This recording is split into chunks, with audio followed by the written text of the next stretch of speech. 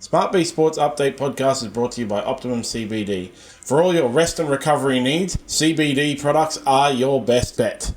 Go to OptimumCBD.store to order now. Free delivery on all orders over $99. You must be over 18 to order. I use Optimum CBD products personally for my rest and recovery. I train 6 days a week in Jiu-Jitsu, as you've probably heard on the SmartB Sports Update Podcast. I teach, I train, I compete. And without Optimum CBD products, I wouldn't be able to do it. Optimum CBD for all your rest and recovery needs. Good afternoon, Mr. Dan. Hey, John. Crappy week of tips. Awful time. Yeah, not great for the doggies, eh? We're going to delve right into that in a little bit, aren't we? Yeah. It was a great time for Ricky Stuart, though. Great time for all fans of Ricky Stuart. Funniest thing ever. We did get a few comments from shorts this week from last week, posting about how, on one of the TikTok shorts, so I was talking last week about how, the Sharks are actually in for a chance, and you were saying if they got ahead, they're going to... And, that was the conversation, and then, a few people come and said, you guys are idiots and don't know what you're talking about. And what happened, bro? What happened? Yeah, the Sharks did get out to a bit of a lead, and the Raiders didn't chase. Exactly. So, I thought I fully should have tipped the Sharks. I had, the biggest feeling they would win, and I didn't tip them because my head said... the Raiders would win because, they were heavy favourites. They were the minor premiers. They were the best team all year.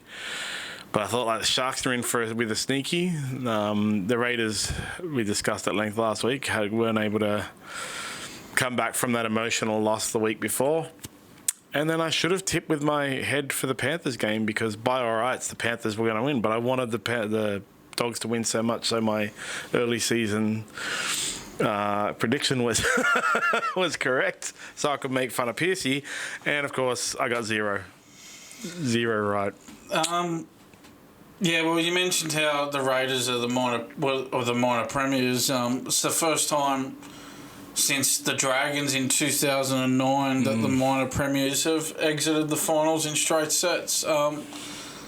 So the drought continues. Ricky Stuart has no premiership wins in his 12 seasons as Raiders coach. He started with them back in 2014. What other club would keep their coach for 12 years without winning a premiership? I can't think of one. Yeah, but it's because he's one of the super coaches on the level of Wayne Bennett and Craig Bellamy and Des Hasler and Trent Robinson, because every year people predict he's going to win the wooden spoon and he doesn't. Yeah, and that's the thing. Have you noticed that all the media criticism of him, it's so restrained? Whenever there's any media criticism of him, they hold everything back. Brian Fletcher the other night said, after they got beaten, he said... he'll be disappointed straight after the game, but once the dust settles, he'll view it as a successful season, given that everyone thought they were going to struggle this year. But then I thought, well, why would people go into a season thinking that they're going to struggle? Well, it'd be because of their roster, wouldn't it? And then you go, well, he's been there for 12 years, so isn't that on the coach then if the roster's not up to scratch? Well, if historically, right, isn't the Raiders, if they go well, they go really badly the next year, yeah? Yeah. So when did they make the grand final? 2019. 2019? What happened in 2020? I think they did all right in 2020. But... Oh, you came fifth? Yeah. And then went on a slide after that? Yeah, it's never a sustained success. Yeah. They might have a year or two where they go well, but then they slip back down the ladder again. Yeah, and... they go through these rebuilding phases. Yeah, that's right. They were 10th in 2021. 2022, they just scraped into the 8. Was that? Or they missed the 8 in 2022. Oh, just scraped into the 8 and went out, yeah. So that's the thing, right? They're going to... Next year, they haven't got any big losses or gains, except they've lost Jamal Fogarty, their halfback. Yeah. And they bought Jaden Brayley and Sione Fonu from the Knights and the Dragons. And if they go poorly, I can't wait for them to roll out we're currently going through a roster rebuild. But remember, you've been going through a roster rebuild for 12 years. That's my argument would be, well, the only reason you'd think that they wouldn't go well would be because of their roster. And then you go, well, who's responsible for that? Well, maybe the coach who's been there for 12 years is responsible for that. He hasn't won a premiership for 23 years now. He last won a premiership in 2002. That is so long ago now. Yeah, and you can't predicate your coaching career on people tip me for the wooden spoon and I don't get it. That doesn't make you a good coach, to be honest. Like, yeah, people have to be perfectly honest. As you said, the story that you just talked about, or the comment straight after the game, is like, he'll be happy because people tipped him. When the dust settles, he'll be happy because people tipped him to go poorly and they didn't. Yeah. That's not an achievement, actually. Especially not for 23 years. No. And 12 years at the Raiders. Yeah, 12 years. I'll be tipping the Raiders for the wooden spoon again next year. I'm going to rainmake them to the wooden spoon. And when I finally get it, I'll be like, told ya! But yeah, just the media, they never hold him properly to account. They say things like, oh, he'd be gutted, he'd be devastated. They never actually look at it and go... They never go through the statistics that I just went through. The reason why I put this as the lead item today is because this is exclusive content for us, because no other media outlet ever talks about this. No one. So that's why I put it first. It's a SmartB exclusive to talk about Ricky Stuart's 12 years of no premierships at the Raiders. The manner in which they went out is also terrible. Yeah. You know, like, as you said, this is the second time minor premiers have gone out in straight sets. When the manner in which the Dragons went out in 2009 was terrible as well. It has happened a few other times. The Bulldogs... First time since 2009. The Bulldogs in 1993 as well. But that's... So we're talking about, 32 years there? So in 32... It doesn't happen. In 32 years, it's only happened 3 times.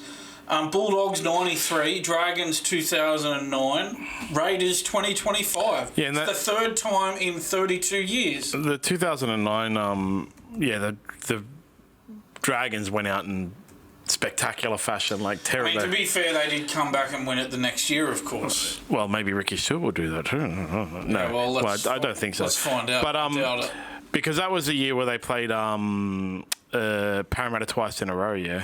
Yeah, they smashed them like 37-0 for the minor premiership. Jared Hayne came back and blew them away the next week. They got smashed the next week 25-12 and then got smashed the following week by Brisbane 24-10. And now you've had... Oh, Brisbane involved in both. Were Brisbane involved in 93 as well? No, they weren't around, yeah? Oh, no, they won the comp in 93. Oh, okay. Yeah. Were they involved in knocking the Bulldogs out? I'd need to look that specific fact. I'd need to look that up, but I will look it up. Because that'd be hilarious. The Broncos won back-to-back premierships in 92 and 93. Let me just look up that 1993 season now. Let's see what happens. Yeah, so Bulldogs minor premiers. Broncos actually finished 5th that year in a top 5 finals and won the premiership from 5th. In the prelim final, the Broncos beat the Bulldogs. I'll tell you what, you don't want to be a minor premier playing the Broncos in a final series, to be honest. Like, what the hell? Yeah, so there you go. That's quite weird. That's a stat for you. Yeah. Every single time a minor premier has gone out in straight sets of Brisbane have been involved in beating them. Well, I mean, to be honest, there are other times where it's happened as well, but those are the only 3 times it's happened in the last 32 years. Yeah, 32 years. Yeah. So Ricky Stuart, of course, had a lot to say. Was it the ref's fault this time? Of course it was. Yeah, he was very short in the press conference. He didn't want to say too much. He was asked specifically about Ethan Strange being ruled out of the game with illness. And he said, look, I'm not blaming that. So he wouldn't blame that, which is a bit unusual for him, not to latch onto an excuse. They gave it to him and he didn't take it? Yeah. Yeah, look, what he said was, I just said to them, the better you get, the more you get hunted, and we did tonight. We got beaten by a better footy team. It's been a very positive season. They've come a long way. But he was only there for 2 minutes or something, right? It was a very short press conference. You could see that he was seething. You could see that it had hit him like a ton of bricks, what had happened to his team, going out in straight sets in the manner that they did. Nico Hines and... Oh, God, I can never remember the guy's name exactly because it's just Braden Bailey. Is that that's his name, right? Braden Bailey? We're talking about Braden Trindle? Braden Trindle. See, that's... I always get them mixed up. There's someone else, Bailey or Brayley anyway. Blake Brayley. Yeah. It's all too hard for me. Braden Trindle, that's the Sharks 5'8", right? Yeah. Sorry, people who are going to criticise me for not knowing, but no, sorry, I don't know all of them. Ask me a UFC fighter, I'll tell you. They were on fire. Like Nico Hines especially. It really was like, you know, Nico Hines wanted to prove he is a big game player. And Braden Trindle was like the perfect foil to him. Like they really won the game for the Sharks. Yeah, look, well done to the Sharks. Look, I went through it last week. I had some statistics last week on the Sharks having a poor finals record since they won the premiership in 2016. But look, full credit to the Sharks. They've come good in this final series, and we will be talking about it a little bit later. You know, the Roosters coming into this final series, a lot of people were tipping them to do damage in the finals. The Sharks beat them. And then the Raiders, you know, the minor premiers, the Sharks have gone to Canberra and taken them out. It was a 20-point win, 32-12. Got to give full credit to the Sharks here and Coach Craig Fitzgibbon. They've done a really good job. I do think that they're in a lot of bother this weekend, though, or Friday night. It's Friday night, yeah. I don't think they're going to beat the Storm, but so far in this final series, I think the Sharks have done a really good job. Yeah, well, the Storm have Hughes back, but apparently he's still got issues with his shoulder. Yeah, I just think Melbourne coming off that week off. Yeah, that's it. Gave them the week off. The home final, it's going to be really tough for. They got a full strength team, you know, like Hughes and Pappenhausen back. What's his name? Cameron Munster back to like playing his proper role with Pappenhausen there. You look at it, it's one of those ones where you look at it and you're like, well, there's no chance the Sharks can win. Something before, Piercy's tipped the Sharks.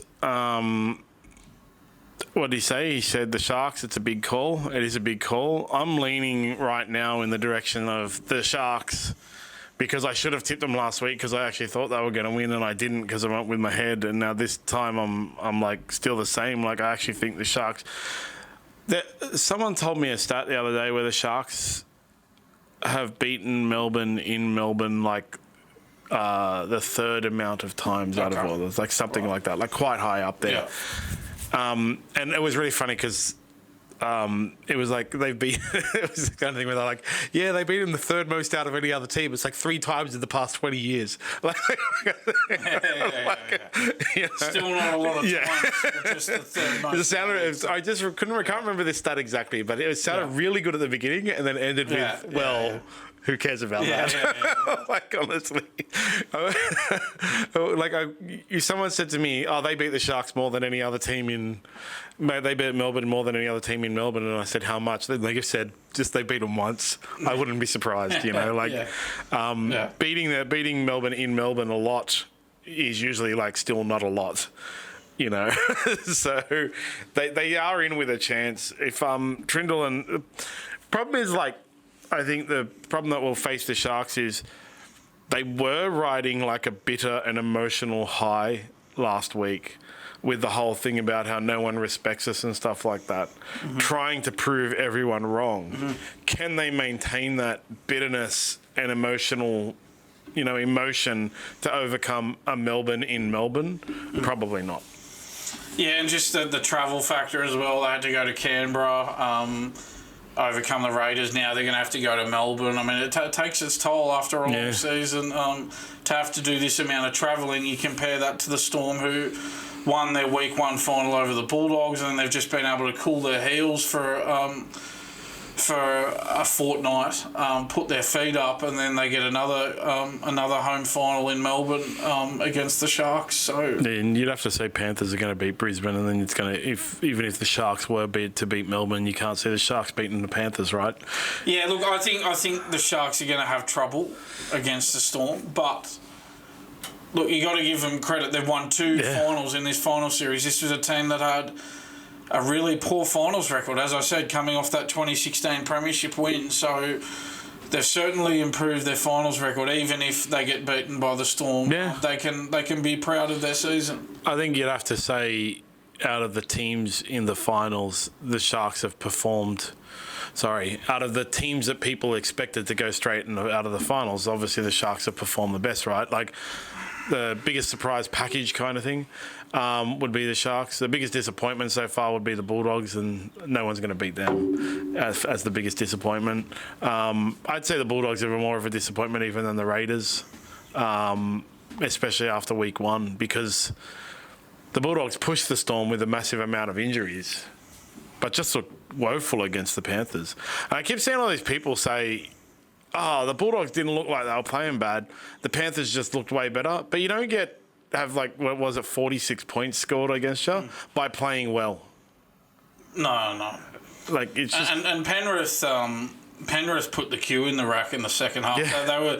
They thought, we've just got to do what we've got to do not to get injured going into the prelim. They were thinking about the prelim. They knew the game was wrapped up. It was 36-8 at half time. Yeah. I mean, there's been comebacks, but you're not going to come back. No one thought they were going to come back that much. No. And even if... and that was like, I was at the game, and was... It's disappointing whenever you go to watch your team in a knockout semi-final and the game's over at half-time. Yeah. And you know when you go up to get a beer at half-time, walking back down to your seat, I'm walking back to just watch my team have no chance of winning. That's never a nice feeling. You think about it, if the Panthers obviously coasted through the second half. If the Bulldogs had hit two quick tries in succession at the beginning, the Panthers would have taken that pullback out of the rack. Yeah, slapped them down with a newspaper. Said no. It was never going to happen, and I didn't like Cameron Ciraldo's press conference after the game. No, I thought it was... Took no responsibility for the fade-out this season, the terrible fade-out that they've had. And the fact that he went back to Toby Sexton and Reed Barney for that game, well, isn't that an admission from him that he got it all wrong then? The fact that he went back to them for the last game? That's the way I read that. And I know they didn't have their best games, but it was too late for those two. They'd been dropped from the team. They had no form going in. They had no running going into that game. They were just... they were thrown under the bus by Cameron Ciraldo. Well, that's it, right? So... Their season, Toby Sexton especially, has been all over the shop, right? Moved to the bench, sometimes playing hooker, down to low grades, and then Reed Marnie off to the bench, only playing 10 minutes, all that kind of thing. And then in the most do-or-die situation... told, now go out there and go back to where you were 13 weeks ago, 15 weeks ago. Thrown under the bus. And win us this game. Everyone wanted them to be picked, right? Really, everyone wanted them to pick, especially after the previous week with Toby Sexton, playing so well. But it was never going to happen that they came out and, saved the Bulldogs season, because they had, even the Bulldogs, you had... Burton over in the centres position, he has only played twice this year. You had players out of position and stuff like that. And no matter which way Cameron Ciraldo tries to say it, and Gus Gould with the same defences, the disruptions of bringing Galvin in is what disrupted the whole season. It's not Lachlan Galvin's fault. Okay, that's where I think people get the mistake. So it's not his fault individually. It's the impact that it had on the group. He wasn't the one. I mean, he chose to go there, but the decision wasn't with him. Actually, he wants to go to the Bulldogs because you get the most money. But the fact that they offered him the most money is the solely rests with Ciraldo and Gus Gould. That screwed up their whole season, and then they tried to like as you said, he basically admitted he was wrong 13 weeks ago, 14, whatever it was, 15 weeks ago, and tried to click it back. But it's not even too little too late. It's too stupid too late. Like, it's in reality, even though everybody was calling for it, including me and stuff like that, and we were talking about it last week, and on the weekend I was talking to people and saying, like, yeah, I think the Bulldogs can win because now they're back to Marnie. As soon as you saw them play, you were like, oh, they're so disjointed and they've fully forgotten how to play. I can go through. I've updated those stats. Toby Sexton at halfback this season, 12 wins, 5 losses, 70% win record. Lachlan Galvin at halfback this season, 4 wins, 5 losses, 44% win record. Reed Barney at hooker this season, 14 wins, 6 losses, 70% win record. Bailey Hayward at hooker, 2 wins, 4 losses, 33% win record.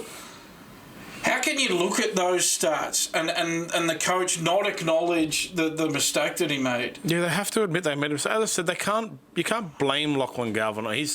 His behaviour. That's what I mean. Like, people are getting it wrong.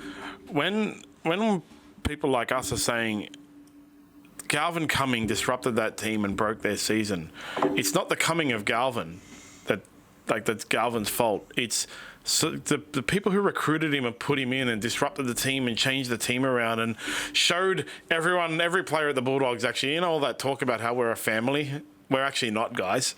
And also showed, like, even if you're at the top of the ladder, boys, and you're leading the team to the top of the ladder, we can still just shaft you. And also, by the way, boys, even if you're like one of the best hookers and you're in Origin contention, we can drop you anyway for like this other dude. Like, that's what they really showed. And then, the team didn't play well because Marnie and Sexton have been out of the combination for so long that the team wasn't able to play with them. And then there's all these people going, oh, Lachlan Galvin had his best game so far in the blue and white. What did he do? They got thrashed 46 points scored on it. Yeah, I mean, he scored the first try. I mean, him and Jacob Preston were pretty good, but it didn't have much of an influence on the result. So this was the Bulldogs this season before Lachlan Galvin signed with the club. 9 wins, 2 losses, 82% win percentage. Bulldogs after Lachlan Galvin arrived, 7 wins, 8 losses, 47% win percentage.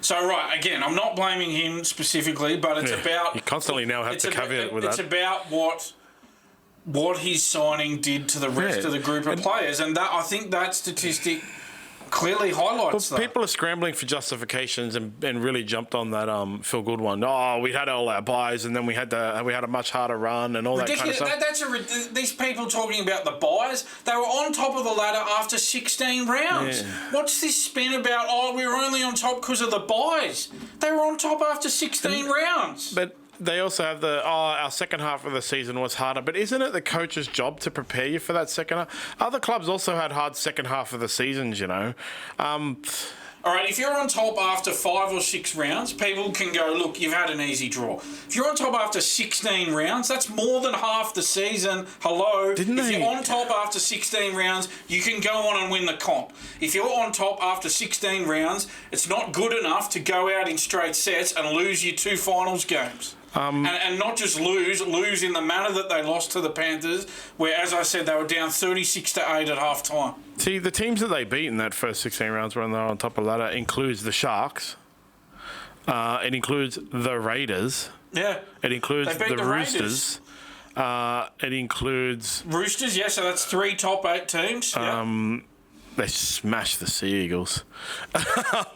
But, this whole thing about how they had a harder run home, it's nonsense, because isn't that the job of the coach?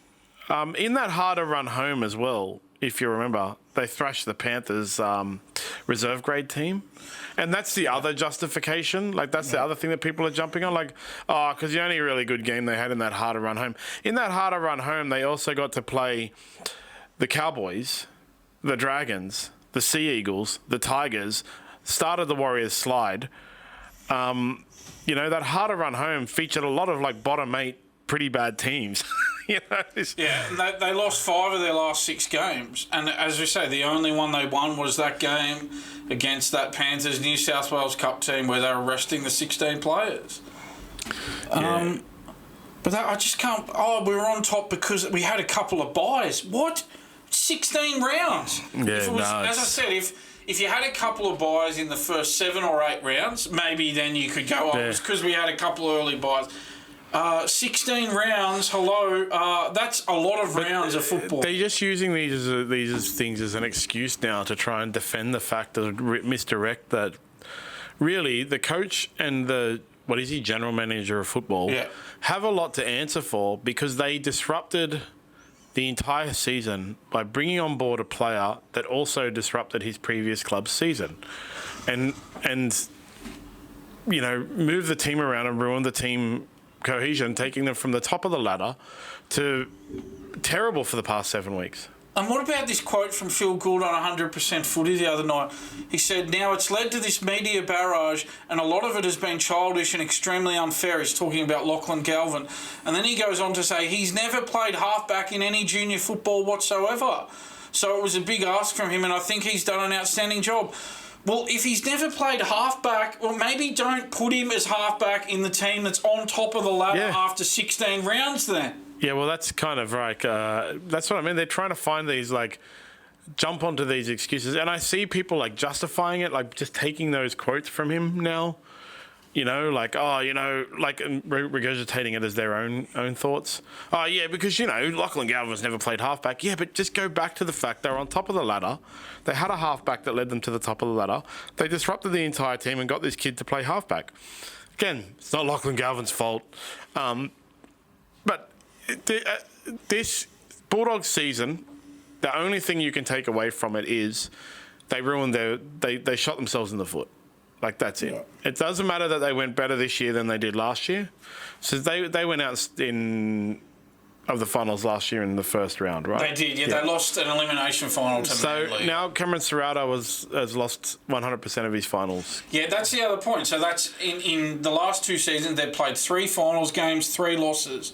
So now, I got into Cronulla about their finals record. Yeah. Well, now I've got to get into the Bulldogs about their finals record. That's 3 finals games in the last 2 seasons that they've lost. Yeah, and with no wins. That's been the narrative about the what are they called, the Sharks for the last since Craig Fitzgibbons took over, right? And Fitzy's not been able to win finals games basically, and now he's disproven that, right? Yeah, so he has. Last 2 years, he's won 3. They won 1 finals game last year, and now they've won 2. Yeah. So, that's 3 of the last 2 They could go on to possibly win 2 more. Highly unlikely, but could go on to possibly win 2 more. But as I say, to be fair about it, even if they lose to the Storm, I think they've had a successful season because I think the problem for the Sharks was that they were getting to the finals, but they just weren't a factor in the finals. This year, you can say that they were a factor in the finals because they've won 2 finals games. If you get to the finals, you want to at least win 1 final, if not 2 finals. Yeah. Well, obviously you want to win the premiership, but you know what I mean. You want to be. There's a difference between getting to the finals and going straight out, and getting there and being a factor in the finals. And the Sharks have been a factor in the finals this year. But just this, I think going back to the Bulldogs, they were a happy team before Galvin got there. And then he got there and they became an unhappy team. That's not Galvin's fault. You can't blame it all on him. Again, it's not his fault personally. It's about, as I said, the impact that had on the rest of the playing group because they were happy. If you go back to the early rounds before Galvin signed there, you look at them. They were laughing. They were carrying on. They looked like a happy team. That's when they were holding teams to 0. They held 2 teams to 0 in consecutive weeks earlier in the year. I think it was the Rabbitohs and the Knights. That wasn't happening ever since Galvin got there. There was complete disharmony within the team ever since Galvin got there. And that's on the coach and the recruiters and the general manager of football. They need to accept that responsibility. They can't just keep coming out and defending it because the proof is in the pudding. I've thrown out a lot of cliches today. They went worse when Galvin came on board. That's it. That's it. And they can't keep defending themselves and saying, we had a harder run home. We were only on top of the ladder because of our buys. He's never played halfback before. It's like, no, but these are all things you should have taken into account, right? Yeah. You look at the season to the point when you're on top and you go, we're on top, but we've had our buys and that's why we're on top. Last half of the season is going to be a lot harder because we got Panthers and Storm and stuff like that multiple times, blah, blah, whatever. We better make sure we're doing the best we possibly can every week. You don't look at it and go, you know what we should do? We should sack our halfback and bring in a young halfback that's never played halfback before. That's what we should do. Like that. Who does Phil Gould think he's kidding? Well, he is kidding everyone. But he's saying, he's never played halfback before. Yeah, maybe don't put him as halfback then. Exactly. And they were on top of the ladder for 13 rounds the thing, this year. They're using these reasons for losing, or their excuses. Yeah, their excuses for being bundled out. But even their excuses, where they're not accepting the blame, are highlighting how more that it's their fault. He's never played halfback before. Then why did you choose to put him as halfback? Yeah. We were only on top because of our buys, and we had a much harder run home. Then why did you disrupt the team? If you're looking at it and going, we've got a much harder run home, why did you disrupt the team and change your 2 players in your spine? Yeah. We've had some injuries. Yeah, again, your injuries would have been less bad if you hadn't have disrupted the whole team. If they hadn't have bought Lachlan Galvin, right, when Stephen Crichton went down, it wouldn't have been Burton moved to the centres. That's another thing that people really need to dive deep into, right?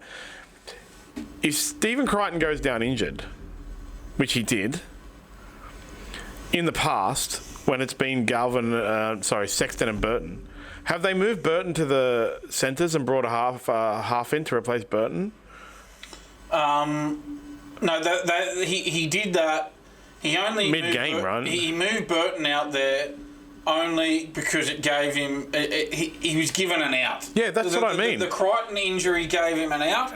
It gave him a way of making the change.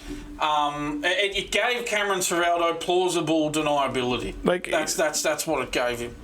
The injury to Crichton. It allowed him to move Burton into the centres. Without people saying, "Oh, you caved. You put Sexton back at halfback and Marnie back at hooker for the last game." He can use that as an excuse. That doesn't work though, of course, because everybody knows that obviously halfback and hooker are far more important positions than centre, and no coach in their right mind would ever decide to. On who their halfback and their hooker is, just because a centre goes out injured. So, Stephen Crichton played 12 games for the Bulldogs in 2024 through injury and representative things. You know how many times they moved Matt Burton to the centre in 2024 to replace Stephen Crichton? Zero. Yeah. Zero. That's what I mean. Really get into it. If, as people who are the Lachlan Galvin, Cameron Ciraldo, Phil Gould defenders, get deep into it. Think of things like this, right? Matt Burton played centre, I think, twice this year, named at centre twice this year for Stephen Crichton. Both times he looked like he didn't know what he was doing. He used to be a centre. If he had stayed in the centres his whole career, he probably would have been one of the greatest centres of all time, but he moved to 5'8". Simple fact. Before Lachlan Galvin was brought in and kicked out Toby Sexton, when their centres went down, they didn't move Burton to centres. But they did this year because of this, they didn't want to admit they were wrong. What really should have happened when Stephen Crichton went down is not Lachlan Galvin and Toby Sexton and Matt Burton shuffled. Lachlan Galvin shouldn't have been in the team in the first place. The halves should have been Toby Sexton and Matt Burton all year, and they should have brought in a proper centre replacement. That's what they did last year. That's what they do. They have done historically. That's what they did probably at the beginning of the year. I mean, I know they got some injuries in the outside backs, but they had depth in the outside backs. Yeah. They had guys like, they had Montoya, they had Carraz, they had, Cherry, Blake Wilson. I could go. You mean replacing an outside back with an outside back? Yeah. But again, the only reason Matt Burton was moved there was to save face, and so Cameron Ciraldo didn't have to admit he'd made the wrong decision to bring him. That was it. It gave him an out. Bulldogs fans and people who are buying into this rhetoric that Gus Gould and Cameron Ciraldo are pushing need to really understand this. It's not defendable. what they did to the Bulldogs, and that's what the outcome of the season is. The season is a failure as far as I'm concerned for the Bulldogs, because they shot themselves in the foot. They self-exploded. Like they brought their failure upon themselves as a club. And that's the problem. Like, if you look at it on the surface, 6th in 2024, went out in week 1 of the finals, and then you look at this year and go 3rd in the regular season, out in week 2 of the finals. You look at that in itself and you go, well, that's an improvement. But as you said, that no one's going to be thinking about it like that because of the circumstances around it. If you just looked at that and didn't know anything about what had happened, you'd go, oh, well, they've improved. Yep. But because we know all about how they've self-destructed this year with these terrible selection decisions that make absolutely no sense whatsoever, given those win percentages I just read out before with the different players involved, nobody's going to be viewing this as an improvement. You think about it, if they had have bundled out, would they come 3rd, right? Yeah. If they had have been bundled out in straight sets without having all this disruption, if they had had the exact same season but without the Lachlan Galvin thing, what the discussion would be around is, well, the Bulldogs really need to work out a way to overcome that big game issue that they have. They can't win in big games. Yeah. That's what the discussion would have been. Yeah. That's like the Sharks, right? Yeah. But now what it is they have no one to blame but themselves. Really, they did it to themselves. Yeah. And if I was a member, if I was actually Bulldogs fans and cared, I would be upset. I would be fuming. Because I think that if Galvin hadn't have come, I think, in my opinion, they would have finished in the top 2, and I think if they had have finished in the top 2, they would have got a home final in week 1, and I think, all things being equal, they would have won their week 1 final and they'd be into the prelims. In my opinion, if Galvin didn't sign with them, they would still be in the competition right now. We'd be sitting here talking about them going into a prelim. I don't know if they can win it because of how well Penrith and Melbourne are going, but they would still be in the comp now. They'd be in a prelim final, no doubt about it, if they hadn't assigned Galvin and all the disruption that it caused. Yeah, absolutely. Like I said, they did it, and the club needs to take some responsibility for it. I know clubs never admit it, they've done anything wrong, but really they should take some responsibility for it. One of them should sit there and go, well, we made a mistake. We got to fix it for next year. Yeah, just be honest. I don't know. People make mistakes all the time. Just own it. Just say, look, we had this idea that Galvin was a halfback and it didn't work out. But at least just own it and be honest about it. They signed a halfback for next year, right? No, so what they're thinking about doing is this 19-year-old young gun they have, Mitchell Woods, a very promising young player they have. The thought is that he's going to be the long-term halfback and then Galvin will switch to 5'8". But the concern is that Woods is not going to be ready for next year. Well, they can't have Galvin and a young new halfback. Well, this is the thing. The thought is that this Woods is not going to be ready for round 1. And so then you go, well, all right, well, what's the plan for round 1 then? What, is Galvin going to have to be the halfback again? They can't have Galvin and Galvin. I'm talking specifically about Toby Sexton and Reed Marnie are gone now. Yeah. Toby Sexton's going to the Catalans. Reed Marnie's going to the Cowboys. They're gone now. I am actually talking specifically about the person, like Galvin as a player, and Bailey Hayward. Your spine can't be Galvin, Hayward, and a brand new debutant halfback. You just can't. You won't go anywhere. Yeah, you can't. I think Cameron Ciraldo, obviously, in his short coaching career, he's gotten most things right so far, but this is not one of them. These 2 selection decisions, replacing Reed Marnie with Bailey Hayward at hooker and replacing Toby Sexton with Lachlan Galvin at halfback, have been the wrong decisions. There's also now the rumours that they're looking to sign Kalen Ponga and move on Matt Burton. So it could get worse. Yeah. Oh, dear. Yeah, that's a long way away. It's 6 months away, isn't it? So, yeah, it could get worse. I mean, when you're talking about the worst decision he's made, this decision could get worse. Yeah. Well, given that I had to sit through what I sat through on Sunday, I'm certainly not thinking about next season at the moment, that's for sure. It's they need a halfback. To partner Galvin as a 5'8". Over to the Panthers and the Broncos this week. Yes. Great See, I think this is a good Reece Walsh story. It's like a bit of a you know, what's a bit of friendly banter. He was asked by a news reporter, what was it? Yeah, so I've got the exchange here. So a reporter asked Reece Walsh, quote, "How do you stop Nathan Cleary, mate? He cruelled you in the 2023 grand final. How do you deal with him?" That's end quote from the reporter. And then in response, Walsh asked the reporter a question of his own. He said, "How does he deal with us?" Walsh replied. See, that's got a bit of fun from Reece Walsh. That's the kind of stuff that I want to see.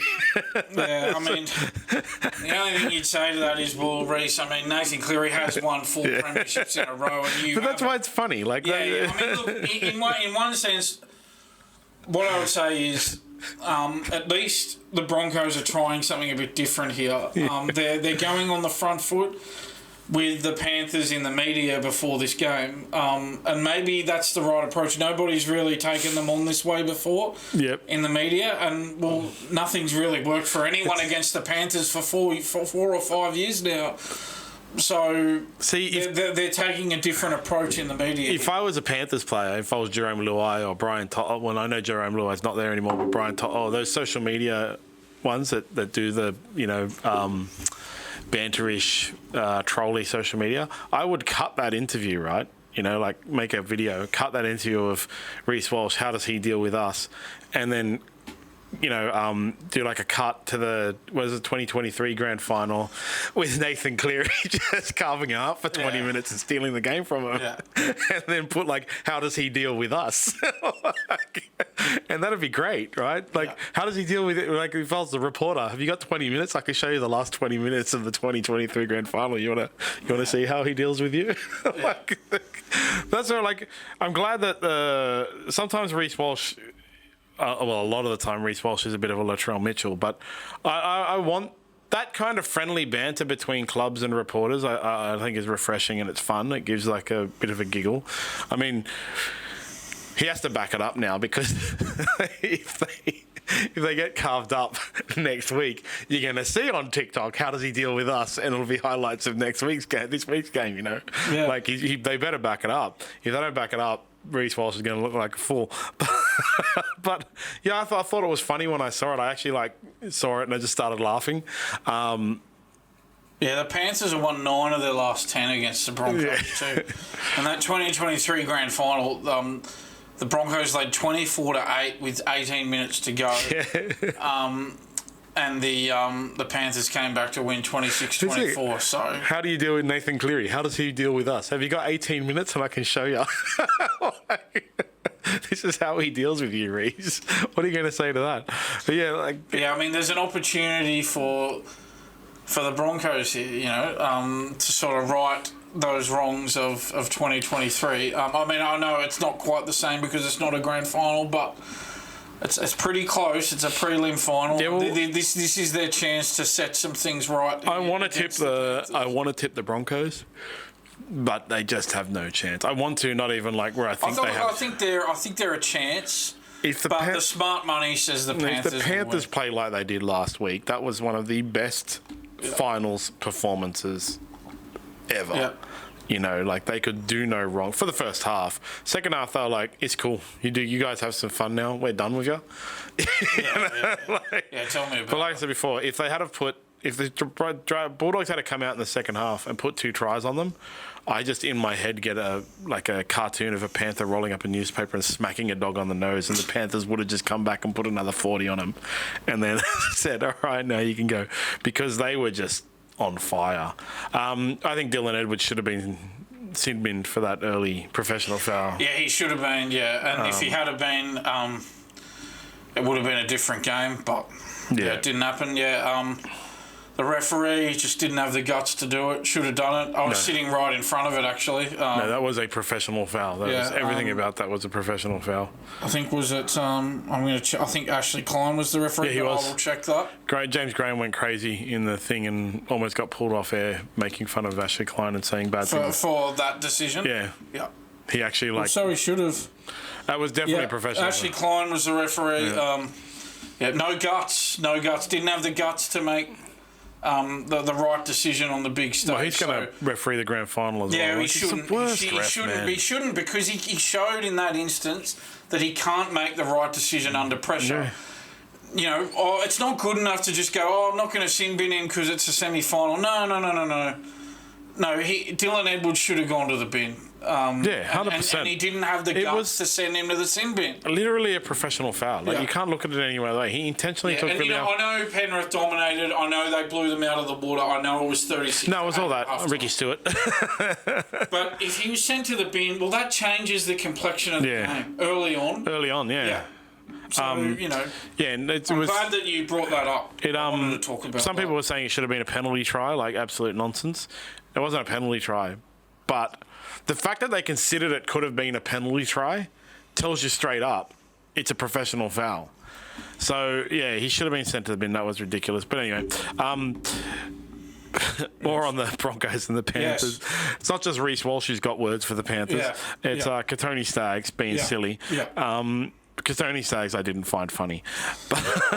Okay, so what's happened is now I guess the Broncos have latched on a little bit to... So in that game that we've talked a fair bit about where the Panthers won 46-26 over the Bulldogs, the Bulldogs scored their 4 tries and each of them scored 4 tries. Each of them came down Penrith's left side. So on Penrith's left side in defence, they have Scott Sorensen, Blaze Talangi, Casey McLean and Brian To'o.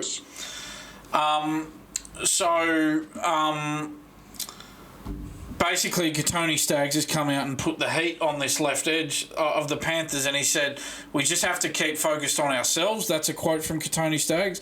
And then he says, we know their left edge struggles, is what he said. That's his quote.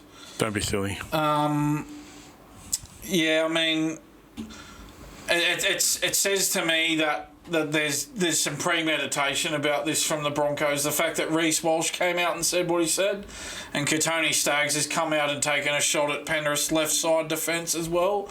It says to me that there's a premeditated, decision made to put the heat on the Panthers in the media, and the Broncos have decided that their best form of defence in terms of what they're saying in the media is to just go on the attack. Yeah, I don't think it's a good idea. I really don't think that's a good idea because you don't want to spark up the Panthers. You know what I mean? Yeah, I know what you mean. That's probably better not to. Yeah, just to sort of add fuel to the fire. Yeah, exactly. They should really just keep their mouths shut. Like Reece Walsh is a bit of it was funny banter, you know, like that's the thing. But to actually speak seriously about it, they're just gonna. Who's on their left edge? Who, the Panthers? Yeah. Sorry, who's on the Broncos? Other right? It'll be the Broncos, right? Well, yeah. It's so Kotoni Staggs is over that side. He's a big body over there. Who does he partner with? I'll need to look this up. Yeah. Let me have a look here. Because all you've really got to do is match the players up. Yeah. So if we're looking at... Sorensen, Talangi, McLean and To'o are on Penrith's left edge, so I just need to look at Brisbane's... Yeah, right edge? Yeah. So it's going to be... so who are those? Reynolds. Sorry, so Sorensen, Talangi, so let's have a look here. So Piakura... It's hard to do. Ben Hunt, Piakura, so Casey McLean, Brian To'o. Let me have a look at that. Casey McLean. Kotoni Staggs. Where's Casey McLean here? Josiah Karapani is the other one. Kotoni Staggs. Yeah, so Gemat Shibasaki is Casey McLean's opposite. And then and Brian To'o, who's his...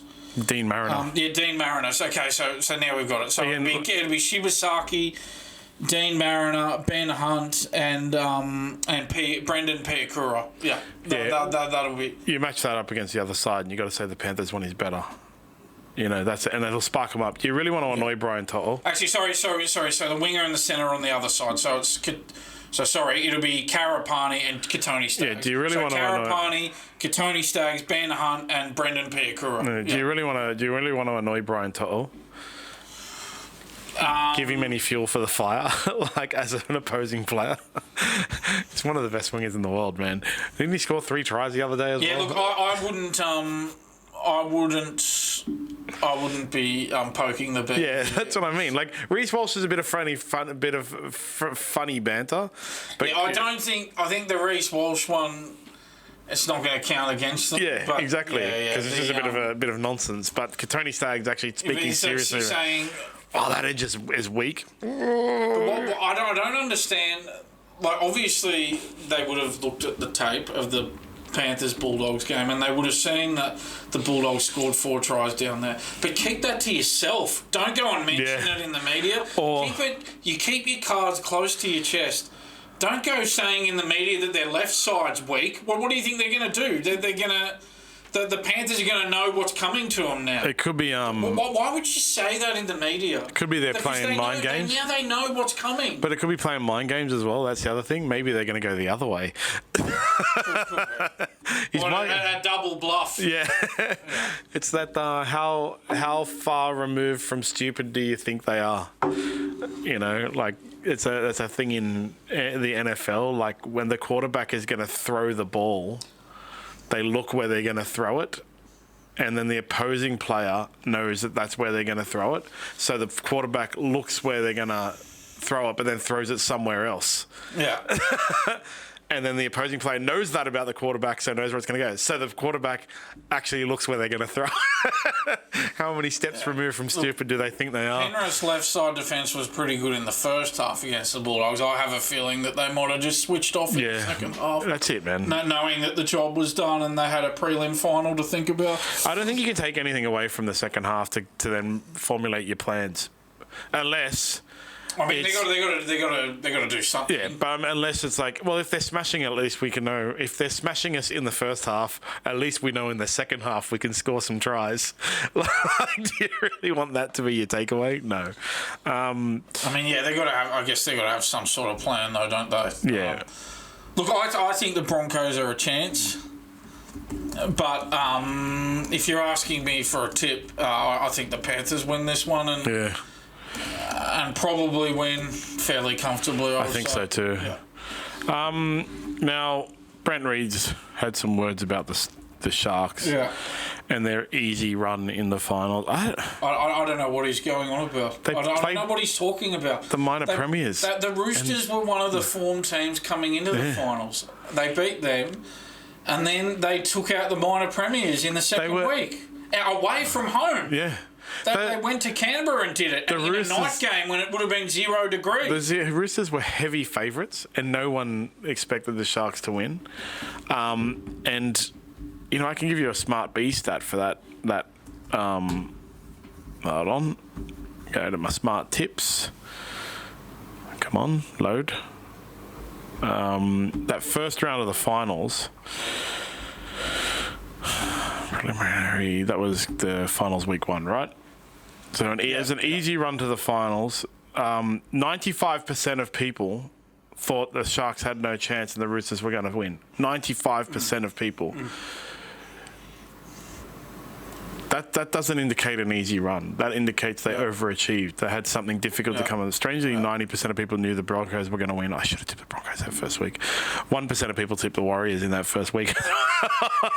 Lunacy.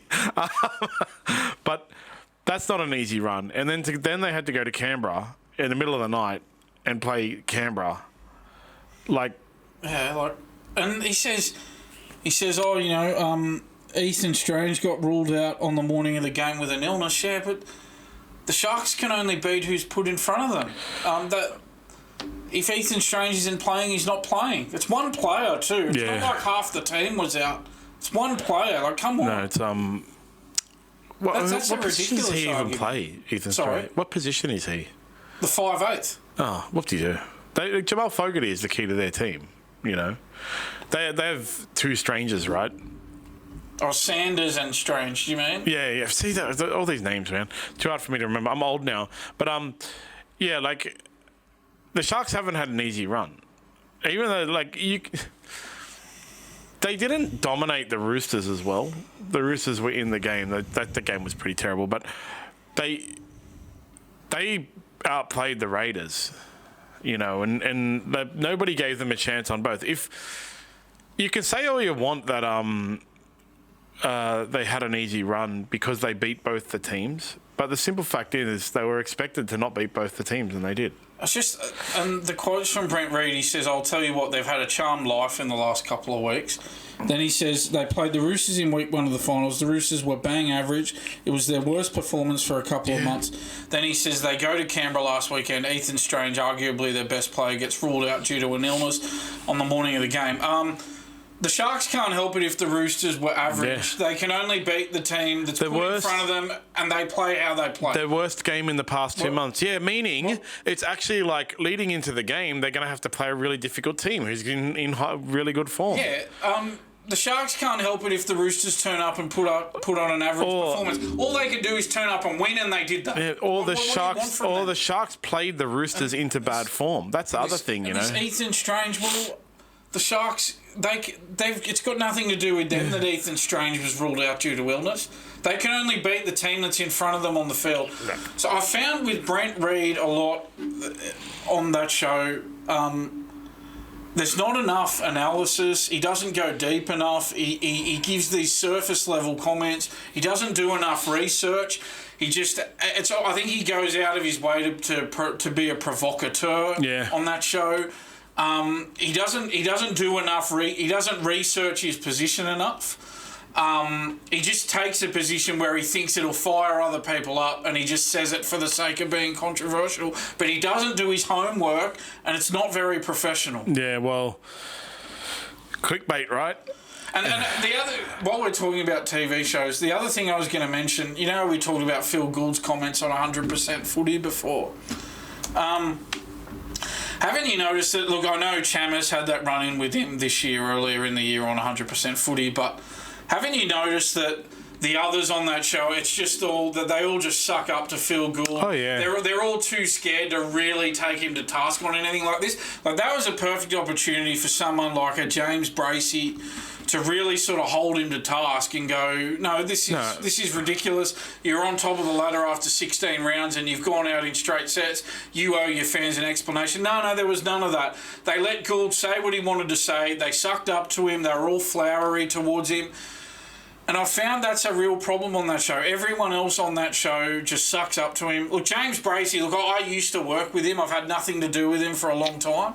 He's a nice guy and everything. But he just doesn't press Phil Gould hard enough on these issues. They're all scared of him. He sucks up to him too much. They're all scared of him. I don't. And it's hopeless. It's hopeless. He can say whatever he wants. Show some backbone for once. Well, that's it kind of shows he probably has too much power and they're afraid to, because he'll get him sacked. So Chamis is the only... And even when Chamis did it, he didn't go as hard as he could have. He did it in a very wary way. Apparently they did it as hard as he could have. It got much worse when the cameras were at break on that. Apparently. So even then, they wouldn't do it live on air. It kept going in the break, apparently. But I give full marks to Chamis for actually doing it, though. And it's time for some others at Channel 9 to follow suit. I don't think it's good enough for James Bracey to just go, to just be so flowery towards Phil Gould all the time. I think as the host, he's got to press him a bit harder than that. Yeah, somebody needs to. Finally, in rugby league, Manly are about to lose the Trbojevics, all of them. So he's on 1.1, and they want to extend him, and they've gone and offered him... What is it? They offered him... So I've got the story here. So what happened was... look, the whole thing's been described as a real stalemate. A formal offer was put forward to Tom Trbojevic and his management, but it wasn't formally ratified by the Manly board, if you can believe that. And so the counter offer was put forward at $300,000 less, which the board were happy with, $300,000 under the original offer. And that's what's disappointed Tom Trbojevic camp. And now, in the meantime, Warrington from the UK Super League have put forward a 2-year offer, and now we are where we are on this. Yeah, because he was already taking a pay cut to stay. That was the thing from the original offer that he got. And then they've gone even lower. Look, Tom Trbojevic probably needs to be moved on anyway. Yeah. He's averaging only 13 games a season since 2019. He's not on the field enough. No, that's it. He'll go to Warrington and he'll win the Man of Steel 2 years in a row. I think it's a great move for him. Yeah. I think it's a really good idea. I think he's at a stage now where, as you said, he could go there and carve up the competition. Yeah. I think it's the perfect place for him to go now. I actually, you know what, I think he should even just go now. I think he forget about playing out this last year at Manly. Yeah. I think they should sit down and negotiate a release now and let him go now. Yeah, I think so. I think that's the best move. Why bother playing another year here? Go to the Super League now. Yeah. I think he's done with the NRL. Yeah, I think so. he is. Like, he's not in... Didn't play Origin, did he? No. No. No. And that's the thing. This season, you know, in past seasons when he played most of the games, they definitely make the 8. Yeah. But this season he played 18 games, and they still didn't make the 8. So now we're getting to a point where even when he's on the field most of the year, they're not converting it into a finals appearance. So I think this is the perfect time to sit down and work out a release and go to the... They can restructure that. Is Anthony Seibold still the coach Yeah, there? he is for now, if you can believe that. But it would give them a chance to get their salary cap. Because they're already... Terry Evans is gone. Perfect opportunity here to... And you know, if Tom Trbojevic goes, Jake Trbojevic will probably ask for a release I'd let him go too. Yeah, that's what I mean. Like, it will actually clean up their salary cap in one go. It'll be quite a good thing to do. But yeah, like, he should go to the Warrington Wolves and carve up and win the Man of Steel. If he goes there for 3 years, he'll win 3 Man of Steels. If Jackson Hastings can win the Man of Steel, Tom Trbojevic can exactly. win the Man of Steel. Like, he can go there and get 3 in a row if he went there next year, but it'll be 2 in a row, you know. And then Manly really need to clean up their salary cap issues anyway, and the salary cap issues are around the Trbojevic brothers and Daly Cherry Evans. Daly Cherry Evans still got no word on him, right? He's not. Yeah, well, that's interesting to me. I thought the Roosters were going to announce that after both the Roosters and Manly were out of the competition, but I feel like maybe they're just waiting for the season to finish so that it's not a big distraction for the team still left in the finals. I feel like they'll wait till the end of the NRL season and then announce it. Yeah.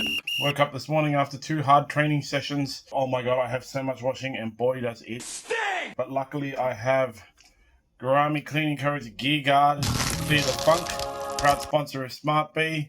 I've tried all of the ones that are around, and they're the ones that I suggest. They leave my clothes after training smelling like nothing. They don't do this thing where they smell like chemicals or flowers, and they don't advertise themselves as being a washing powder replacement. Instead, you add 1 cupful to your laundry, and off you go. Head to GouramiCleaning.co and buy yours now. GearGuard is a proud sponsor of the SmartB Sports Update. So over to tennis. Pat Rafter's had some... Does Nick Kyrgios even play? He played once this year, right? Oh, yeah, who you can't keep up with him. He's... Yeah, I think he's on an indefinite hiatus is where it's at the moment. And he occasionally plays some doubles. And, I think he was thinking about playing an exhibition match against Arina Sabalenka. Actually, I'm pretty sure she'd probably beat him. I think I might look that one up, but I'm pretty sure that's what's I'm pretty sure that's what's in the plan. She'd get one set up and he'd quit. Or he'd have a big tantrum and quit. That would be a bit of a weird... Yeah, I think she'd beat him. Sorry, Nick Kyrgios. Well, yeah, so they are talking about, they are looking at doing that. But yeah, Pat Rafter said he found it difficult to talk to Nick Kyrgios as Davis Cup captain. Pat Rafter went on the Andy Roddick podcast,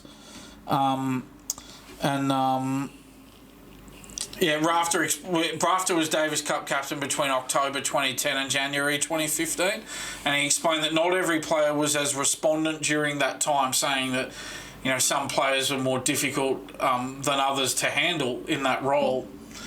And then Roddick obviously pushed him to say, well, who are you talking about? Which players? And then Rafter responded saying, all right, your buddy Nick. So I can relate to Andy's stance on Nick a bit because Andy Roddick's had run-ins with Nick Kyrgios as well.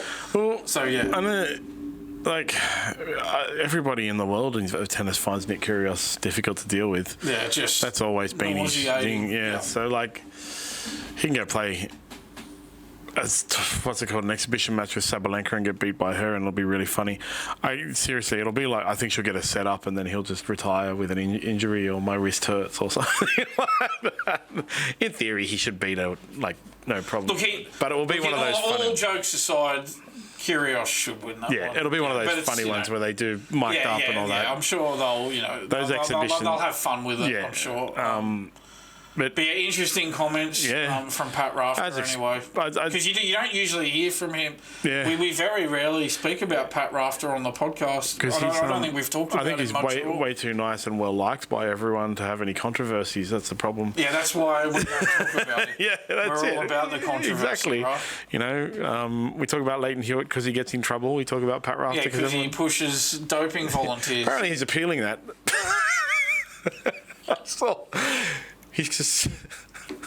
His suspension's almost over and he's appealing the suspension. I think, the suspension's, it was 2 weeks. He's just about done. But he's going to appeal it anyway because he doesn't want it on his record, which is hilarious to me. And then Novak Djokovic has confirmed he's going to be playing in the Shanghai Masters. Brother, just retire. Come on, man. Although he could probably win the Shanghai Masters. Who else has announced it's going to be, he's won it 4 times. He'll be making his 14th major appearance. Obviously he got shut out of the Grand Slams by Carlos Alcaraz and Yannick Sinner this season, even though he made the semi-finals in all 4 of them. It's going to be his first tournament since the US Open. So Djokovic will be playing. Djokovic reached the final in Shanghai last year, losing to Sinner in straight sets. This year's tournament runs from October 1 to 12. Let's just have a look. I think he thinks that 3-set matches give him a better chance against the likes of Sinner and Alcaraz. And I think he's right about that. Let me just have a look to see if Alcaraz and Sinner are playing in this. Yeah. Let me just have a look for that. Obviously the full draw doesn't get announced until the day before. Yeah, it doesn't, but sometimes they put up who's playing in it beforehand, so I'll just check the ATP website for the info on that. Do we have who is playing? Oh, yeah, Alcaraz and Sinner are playing. Both of them. Yeah, they're both playing, so that's the thing. A lot of players have... you'd think common sense would go, after the US Open, just put your feet up, guys, and chill out. But a lot of them have sponsorship agreements with companies who are based in Asia, and so they have obligations to play in an event like the Shanghai Masters. It's a big tournament. It's a Masters 1000 tournament. And the prize money is... they've got to fulfill their sponsorship obligations by playing in those events. There's a prize... Obviously, huge market in Asia that they're, there's a prize pool of $9 million US as well. That's got a bit to do with it. Bit more for the player. Isn't it funny? These people have got all the money in the world, but yet they still want more. Yeah, that's how you keep score. Yeah. How much money you have is how you keep score. Yeah, even Carlos Alcaraz and Yannick Sinner at their young age now, they could retire right now and have more than enough money to live off for the rest of their life. But that's not going to happen. That would be my problem, right? If I was a really good tennis player and I won a couple of Grand Slams at 21, I would have been like, meh. I'm done. Finished. I got enough money now to last forever. I don't really need to do this anymore. And then I just watch Netflix for the rest of my life. That'd be the problem now. If someone gave me a lot of money, I would fully just retire and watch TV shows all day. I'd do some jiu-jitsu, but you have to have the motivation to want to keep score and get the most money and win the records and stuff like that. I guess it probably comes to a point where they're not playing for money, doesn't it? They're playing for records, prestige. That's the Dagestani thing in the UFC. They always mock the other fighters and say, we're fighting for legacy. But it didn't work when Khabib said it to Conor McGregor.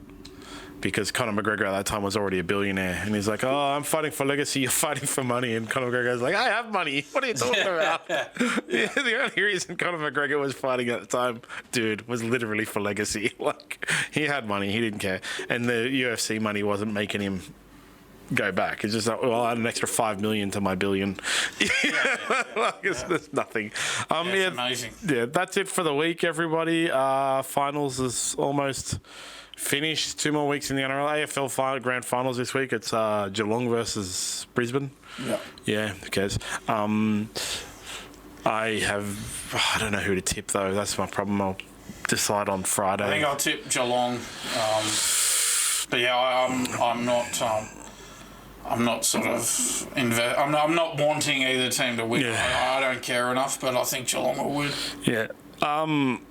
And that's it. So don't forget optimumcbd.store for all your CBD needs. You must be over 18 to order, and go to GuaramiCleaning.co/SmartB and order Gear Guard for all your washing additive needs. Cool. See you next week, and we'll be discussing the grand final, previewing it with Mitchell Pearce, who will be dialing in all the way from sunny old France. Is it sunny in France right now?